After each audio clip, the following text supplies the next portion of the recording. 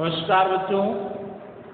हमारा जो last video चल रहा था बच्चों वो जलवायु से संबंधित चल रहा था और उस वीडियो में मैंने आपको बताया था कि मौसम किसे कहते हैं, जलवायु किसे कहते हैं, मौसम और जलवायु में क्या अंतर होता है और साथ साथ में हमने चर्चा की थी कि हमारे भारत में क्या समान प्रकार का मौसम मिलता है या समान प्रकार की जलवायु पाई जाती है और जो मौसम संबंधी घटक तत्व थे वो कौन कौन से हैं, तापमान कैसे अलग मिलता है, वर्षा कहाँ अलग मिलती है, वायुदाब कहाँ अलग मिलता है, वायु परिसंचरण की स्थिति क्या है और आर्द्रता के जो प्रकार हमारे भारत में अलग अलग स्वरूपों में हमें देखने को मिल रहे थे, उनकी चर्चा हमने हमारे लास्ट वीडियो में की थी। अब ये जो वीडियो में हम चर्चा करने वाले बच्चों जलवायु को प्रभावित करने वाले कारक कि हमारे भारत में मौसम और जलवायु का जो स्वरूप हमें अलग अलग देखने को मिलता है उसको प्रभावित करने वाले कारक कौन कौन से। तो आज हम चर्चा करेंगे जलवायु को प्रभावित करने वाले कारक कि ऐसे कौन कौन से कारक हैं जो जलवायु को प्रभावित करते हैं। तो देखिए बच्चों, किसी भी क्षेत्र में जो मौसम और जलवायु संबंधी दशाएं होती हैं उनमें प्रभावित करने वाले कारकों में बहुत सारे कारकों को शामिल किया जाए। कुछ प्रमुख कारकों की हम चर्चा करते हैं। सबसे पहले देखिए, किसी भी क्षेत्र में जो अक्षांश की स्थिति होती है वो सबसे महत्वपूर्ण स्थिति होती है। अक्षांश की स्थिति यानी कि कोई भी क्षेत्र है तो वो कहाँ है, कौन से अक्षांशों के बीच स्थित है, उसकी अवस्थिति ग्लोब पर क्या है। क्यों कि यदि जो भाग भूमध्य रेखा के समीप होगा तो निश्चित सी बात है वहां पर उष्णकटिबंधीय जलवायु ही देखने को मिलेगी। हम एक मैप बनाते हैं, देखिए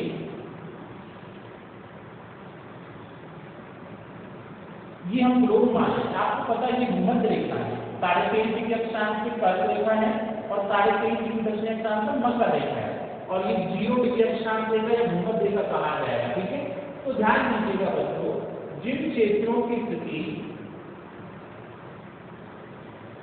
भूमध्य रेखा या इसके समीपवर्ती भागों में होती हैं वहां पर सूर्य की किरणें वर्ष भर सीधी चमकती हैं और दिन की जो लंबाई होती है वो अधिक होती है। तो ऐसी स्थिति में अधिक तापमान की प्राप्ति होगी और जब अधिक तापमान की प्राप्ति होगी तो संवहनीय वर्षा, अधिक वर्षा की प्राप्ति भी होगी। तो ऐसे जो क्षेत्र होने वाले हैं वायुदाब के दृष्टिकोण से निम्न वायुदाब वाले क्षेत्र होने वाले हैं। तो जिन क्षेत्रों की स्थिति भूमध्य रेखा या उसके आसपास पाई जाती है वहां की जलवायु उष्णकटिबंधीय जलवायु के स्वरूप को दर्शाती है। 23.5 से लेकर 66 डिग्री वाला जो भाग है उत्तर की ओर और 66 डिग्री दक्षिण की ओर, यहाँ न तो ज्यादा गर्मी होती है और न ही ज्यादा ठंड होती है, शीत की दशाएं होती है।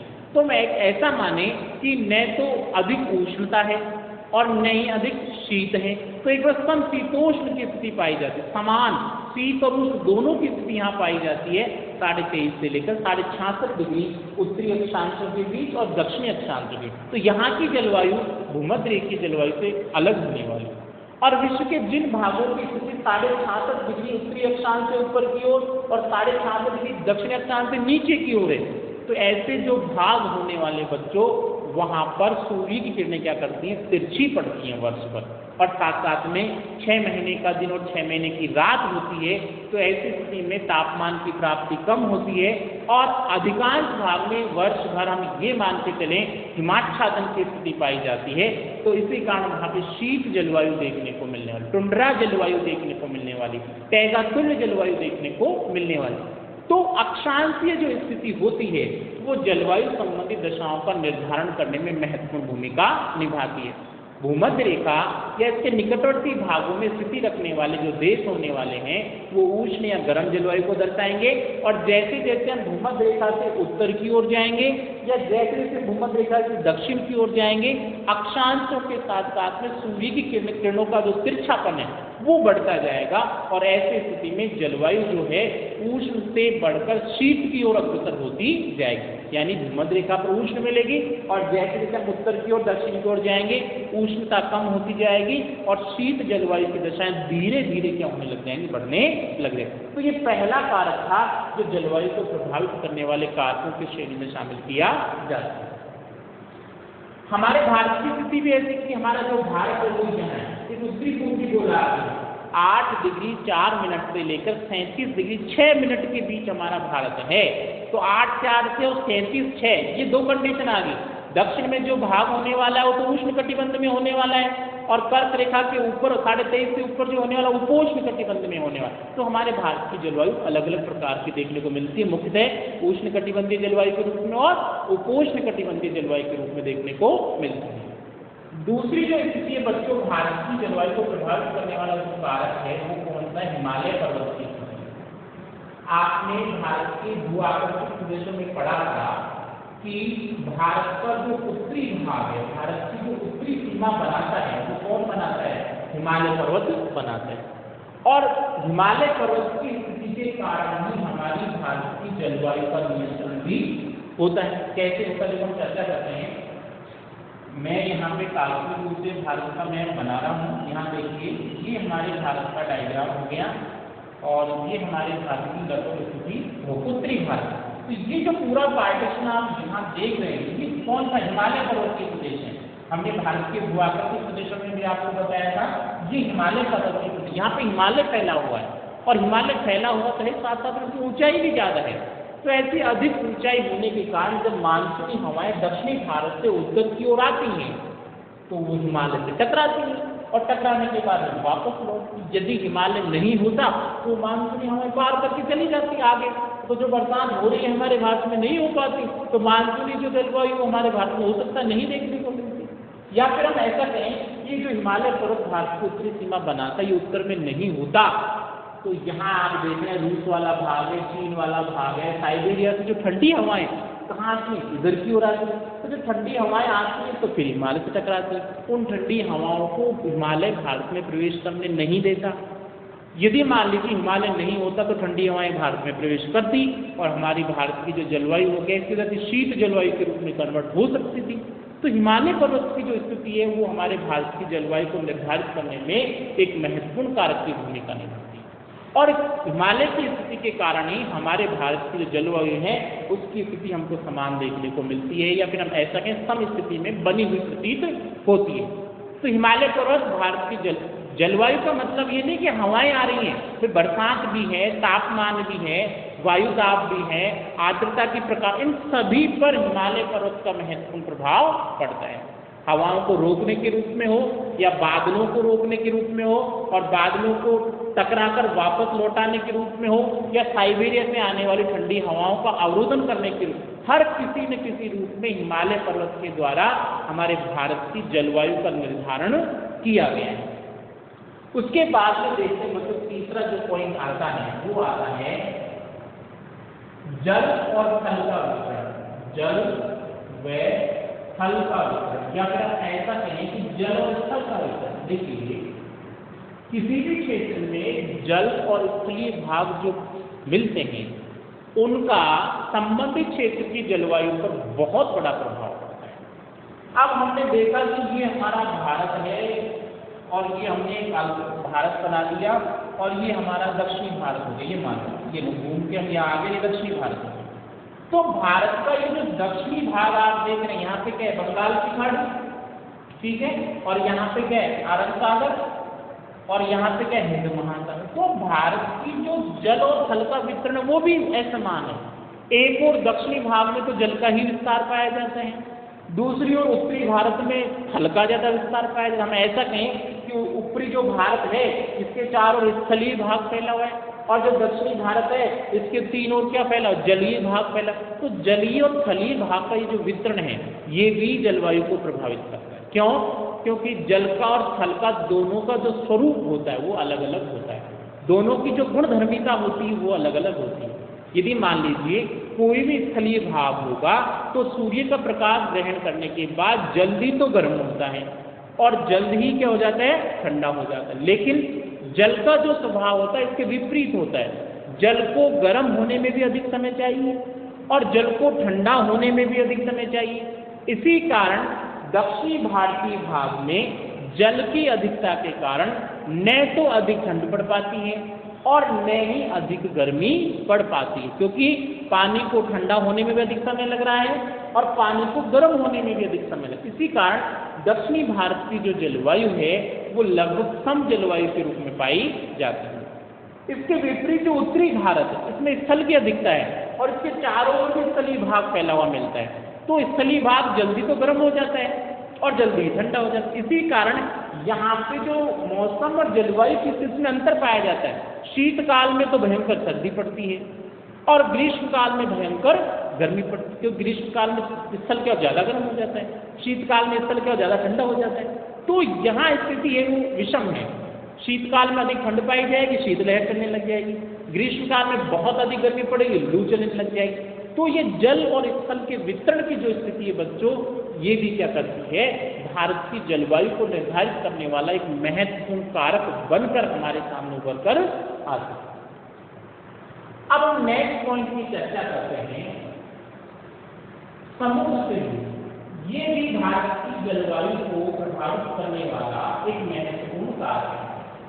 देखिए, समुद्र से दूरी का मतलब है जिस क्षेत्र के जितने अधिक समीप भाग में समुद्र होगा वहां की जलवायु उतनी अधिक सम मिलेगी, न तो उस पर अधिक गर्मी का प्रभाव पड़ेगा और न ही उस पर अधिक सर्दी का प्रभाव पड़ेगा। क्यों?